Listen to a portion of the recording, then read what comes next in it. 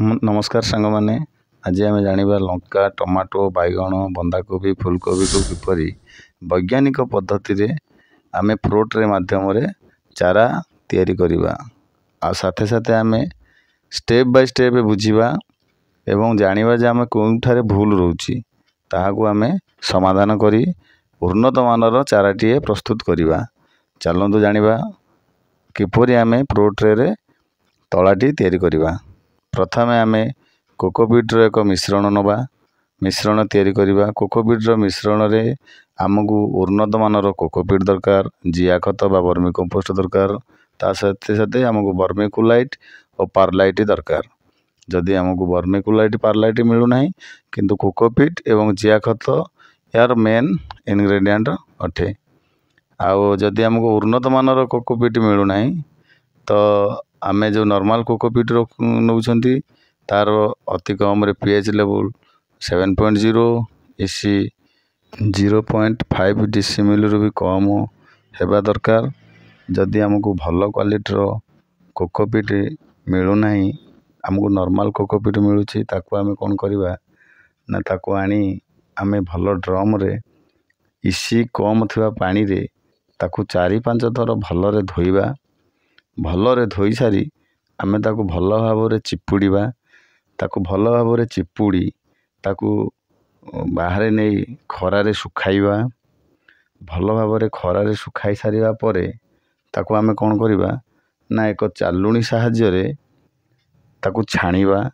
ताको छाणी सारिबा परे तार जो रेसा गुडी को बाहर ताको आमे अलगा करि दबा। ताको अलगा कर सारिबा परे आमे भल जिया खत संग्रह करिबा।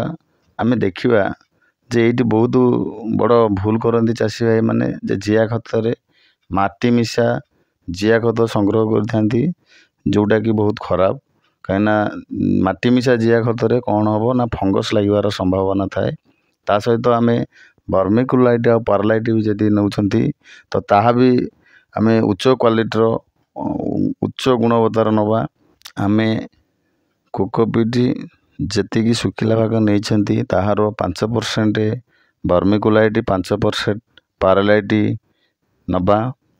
ध्यान देवे बेसी जमिति मिश्रण रे पारलाइट और वर्मिकुलाइट आपण न मिसांती।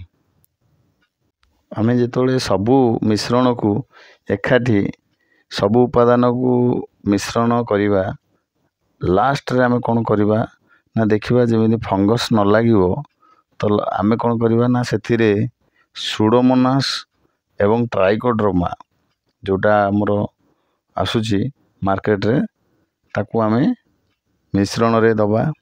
जदि ट्राइकोड्रोमा और सुडोमोनास आम पाखरे आभेल न होई पारुची तो आमे जेतले प्रथम पानी दबा तो सेथिरे आमे किछि फंगिसाइड मिसाई ताकू आमे यूज करिबा।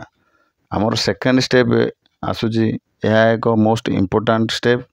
आमे जेतले कोकोपीट को प्रोट्रे रे भरुछंती ध्यान दबा ताहा जेमिति पूरा टाइट रे किंबा पूरा लूज रे न भरे हल्का हाथ रे ताकू आमे भरिबा। हमर थर्ड स्टेप आसुची सीड सोइंग माने मंजी किपरि आमे प्रोट्रे रे दबा। यह भी हमर ट्रे रे चारा पकेबार गोटे मुख्य अंश। आमे देखिबा जेतले आमे मंजीटी प्रोट्रे रे लगाइबा सेतबेले हमर कोकोपीट 3 भाग भरा थिबा दरकार एवं भागे ऊपर भागटी खाली थिबा दरकार। आ प्रत्येक प्लग रे गोटे गोटे मंजी आमे दबा। एहाकू आमे ध्यानर सहित करिबा। ऊपर भागटी को पुणी आमे जो 20% छाड़ी थिले ताकू पुणी आमे हल्का हाथ रे कोकोपीट रे ताकू भरी दबा। हमरो नेक्स्ट स्टेप आसुची आमे जेतोले मंजी लगाइबा परे प्रथम पानी दबा। आमे जेतोले प्रथम पानी दबा तो आमे कोन करिबा ना हमरो ट्राइकोड्रोमा आ सुडोमोनास ताकू कोन करिबा ना आमे 2 ग्राम लेखाए गोटे लीटर पानी रे ताकू गोटे मिश्रण प्रस्तुत करिबा।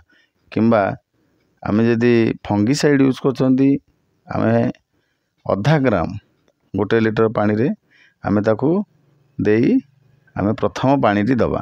या परे हमरो स्टेप 4 मंजी गजा हवा पूर्वरु आमे कौन करवा जो ट्रे गुड़ी को ताको क्रॉस रे रखिबा क्रॉस रे रखिके आमे जोंठी रखिबा तार टेम्परेचर मिनिमम 25 रु 30 डिग्री हवा दरकार। एठी हमरो निहाती एक्सपीरियंस कृषक भाई माने ए कार्यटी को करवा न दरकार काहेकि ना यह जो ट्रेटी आम रखा ये 2 रु 3 दिन रही है कहीं जदि आम 2 रु 3 दिन न रखिक खोलीदे कि अधिका दिन रखीदे मंजी गजा हवा पूर्व ही नष्ट हो जाए तो आम ध्यान सहित करवा। आम जदि माटी रे ट्रे गुड़ी को थौचंती तो आम ताकू ध्यान सहित थोइबा माटी को उच्चा करी बेड बने ताकू थोई परिबा। खाली माटी रे थोइले गोटे भल भी होता है जे तार मुख्य चेरटी माटी लगी से किछि किछि खाद्य मध्य ग्रहण करिथाए। आमे जदि खाली न थोइबा आमे कोन करबा ना बेड रे पॉलिथिन बढ़िया रकमर बिछाई ताहारी ऊपर आमे ट्रे गुड़ी को थोइबा आउ या फल रे कोन हुए ना बेसी फंगस न लगी आमर गछ गुड़ी को भल रकमर बढ़ी थांती। आमे या पर जानिबा स्टेप 5 आमे मंजी गछ हेबा परे जोठारे भल भाव सूर्य किरण थी आम से जगह बाछिकी आम बाउंस भाड़ी तैयारी करदे कि आप भिडियो देखुं आमर जो सोलर या भाड़ीटी तारी उपरे प्रो ट्रे गुड़िक थुआई ए थोइले आमर ए थोइले आमर चारा गुड़िक नाना रोगरू बंची जाए जेपरिक निमाटोड आमर जो सड़ल गलन जोटा कहती आमर जो कोलार रट कहती कि आमर जो कांड पचा रोग ये गुड़िक रोग ए देखा जाए न था कि माटी थोइले ये रोग गुड़िक हेबार संभावना थाए। तो तेणुक आम ध्यान सहित ताकू ट्रे गुड़िक थोइबा। आउ चाषी भाई मानक मोर विशेष अनुरोध जितेबाला प्रो ट्रे गुड़िक आपण माटी थौचंती किंबा भाड़ी उपरे थौचंती आपण ध्यान रखिए से जेपरी सकाळर सूर्य किरण एवं संध्यार सूर्य किरण पाई थाए। आपण पाखरे जदि पल्ली हाउस नाही आपण बाहर थौचंती आपणकर टेम्परेचर 25 रु 30 डिग्री हो जाउची अधा बादल अधा खरा होउची आपण यू साइज रो करी किछि बाउंसर किंबा किछि यू साइज रो बनै आपण जदि वर्षा रु ताकू जरी ढांकी रक्षा करि परिबे गछ गुडी को। आमे या पर जानिबा जेतले अंकुरण मंजीरु गछ हो जाउची गजा हेबा परे आमे किपरि ताकू पानी दबा जे प्रथम पानी आमे झरा साहाय्य दबा किंबा स्प्रेयर साहाय्य दबा दिन रे आमे 1 रु 2 थर पाग देखिकी दबा। जदि छोट गछ होइची ताकू आमे स्प्रेयर साहाय्य दबा कहीं ना तार जो कोकोपीट थाए जदि हाई प्रेशर हम ताहा कोकोपीट गुड़िक बाहरी जीवो एवं तलाटी आमर नष्ट हो जीवो। देखंतु वीडियो रे माटी रे थिबा तला गुड़िक किपरि बढ़ी कहीं ना यार मुख्य चेरटी कौन हुए ना माटी रे लगी जाए आमको प्रत्येक 2-3 दिन रे ट्रेटी को एपट सेपट राइट रु लेफ्ट लेफ्ट रु राइट की टिके एपट सेपट कले आउ मुख्य चेरटी माटी रे लगी न थाए आउ तार से खाद्य ग्रहण करि थाए। नेक्स्ट स्टेप हमर आछि फर्टिगेशन माने खाद्य सार यह भी एक इम्पोर्टेंट पार्ट आम देखिबा जे हमर चारा गुड़िक कि तली गुड़िक हलदिया पड़ी जाउची आमे 19 मोर स्टार्टिंग रु आधा ग्राम पर लिटर आमे दबा जदि हमर पाग हिसाब रे गछ गुड़िक ग्रोथ भल होउची कि बढ़ी जाउची तो आमे कोन करबा ना 0.123 आधा ग्राम पर लिटर दबा गछ बढ़िले आमे तार मात्रा को मध्य बढ़ेबा। यह सहित आमे कोन करबा ना माइक्रो न्यूट्रिएंट मध्य आधा ग्राम टू कम आमे कोन करबा ना पर लिटर हिसाब रे आमे स्टार्टिंग रे दबा। आमे ए सब गुड़िक देले आमर गछ देखिबे आपणकर ग्रोथ मध्य ठीक हबो।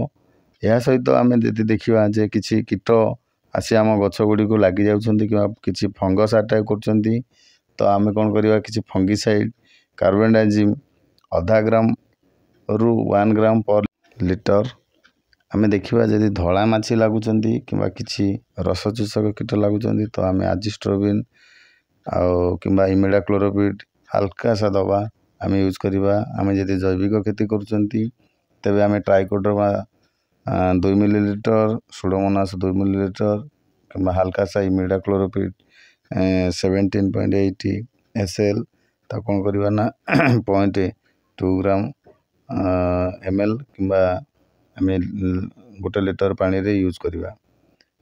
ଯେବେ ଯେବେ ଆମର ନର୍ସରୀ ଗୁଡ଼ିକ କିମ୍ବା ଚାରା ଗୁଡ଼ିକ ବଢ଼ିବ ଆମର ଫର୍ଟିଗେସନ୍ ମଧ୍ୟ ସେହି ହିସାବରେ ବଢ଼ିବ। ଆମର ନେକ୍ସଟ ଷ୍ଟେପ୍ ହେଲା ଆମର ଚାରା ଗୁଡ଼ିକ ଦେଖାରେଖା। ଆମେ ଡେଲି ତାକୁ ସକାଳେ ସନ୍ଧ୍ୟାବେଳେ ଚେକ୍ କରିବା, ପାଣି ଅଧିକ ହୋଇଗଲା କି କିମ୍ବା କୌଣସି ଫଙ୍ଗସ୍ ଆଟାକ୍ ହେଲା କିମ୍ବା କୌଣସି ରୋଗ ଲାଗିଗଲା କିମ୍ବା କିଛି ବି କ୍ଷତି ହେଲା ଆମେ ତା'ର ତୁରନ୍ତ କାର୍ଯ୍ୟ କରିବା, ତାକୁ ତୁରନ୍ତ ସମାଧାନ କରିବା, ନଚେତ୍ ଆମର ଟ୍ରେରେ ଥିବା ତଳା ଗୁଡ଼ିକ ନଷ୍ଟ ହୋଇଯିବ।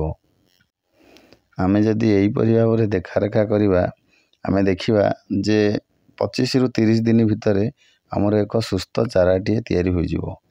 ଆମର ମୁଖ୍ୟ କ୍ଷେତ୍ରରେ ଲଗାଇଲା ଭଳିଆ ଚାରାଟିଏ ତିଆରି ହୋଇଯିବ ଏବଂ ରୋଗମୁକ୍ତ ଚାରାଟିଏ ଆମେ ସମ୍ପୂର୍ଣ୍ଣ ରୂପରେ ପାଇପାରିବା। ନେକ୍ସଟ ଷ୍ଟେପ୍ ଆମେ ଯେତେବେଳେ ତାକୁ ମୁଖ୍ୟ କ୍ଷେତ୍ରରେ ଲଗାଇବା ପାଇଁ ନେବା ଆମେ ତାକୁ କ'ଣ କରିବା ନା ଆମର ଯେଉଁ ମୁଖ୍ୟ କ୍ଷେତ୍ରର ଯେଉଁ ଆଟମସ୍ଫିୟର କିମ୍ବା ଯେଉଁ ପାଗ ତା ସହିତ ଖାପ ଖୁଆଇବାକୁ ହେଲେ ଆମକୁ କ'ଣ କରିବାକୁ ପଡ଼ିବ, ଯେଉଁ ନର୍ସରୀରୁ ଯେଉଁ ତଳାଟି ଆଣିଛନ୍ତି ତାକୁ ଆମେ 3ରୁ 4 ଦିନ ପୂର୍ବରୁ ଖରାରେ ଦେଖାଇ ନେବା ଉଚିତ ଏବଂ ଚାରାକୁ ଯେଉଁଦିନ ଉଠାଇବା ପୂର୍ବରୁ ଆମକୁ ନା 1 ଗ୍ରାମ କିମ୍ବା 0.5 ଅଧା ଗ୍ରାମ ଆମିନୋ ଏସିଡ଼ କିମ୍ବା ଆମର ଯଦି ଆମକୁ ଲାଗୁଛି ଯେ କିଛି ଫଙ୍ଗସ୍ ଆଟାକ୍ ହେଇଛି ତ କିଛି ଆମେ ଫଙ୍ଗିସାଇଡ଼ ମଧ୍ୟ ୟୁଜ୍ କରିପାରିବା। ଆମେ କିଛି ଫଙ୍ଗିସାଇଡ଼ ୟୁଜ୍ କଲେ ଆମର ଭବିଷ୍ୟତରେ ତଳାଟି ଆଉ ସଢ଼ା ହୋଇନଥାଏ। ଧନ୍ୟବାଦ। ଭିଡ଼ିଓଟି ଯଦି ଭଲ ଲାଗିଥାଏ ଦୟାକରି ଚ୍ୟାନେଲଟିକୁ ଲାଇକ୍ କରିବେ, ସବସ୍କ୍ରାଇବ୍ କରିବେ ଏବଂ ସେୟାର ମଧ୍ୟ କରିବେ।